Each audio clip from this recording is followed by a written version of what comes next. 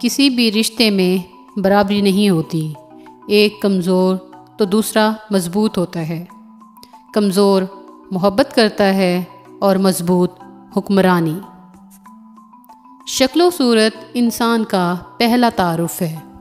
انسان کا دوسرا اور اصل تعارف اس کے الفاظ ہیں۔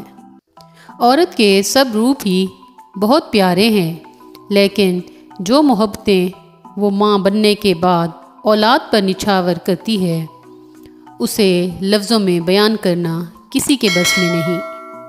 ٹائم پاس کرنا ہے تو وقت گزاری کے لیے کسی بھی چیز کا انتخاب کر لینا، لیکن کسی کی بیٹی کا انتخاب مت کرنا، کیونکہ عورت کمزور ہو سکتی ہے، عورت بنانے والا نہیں۔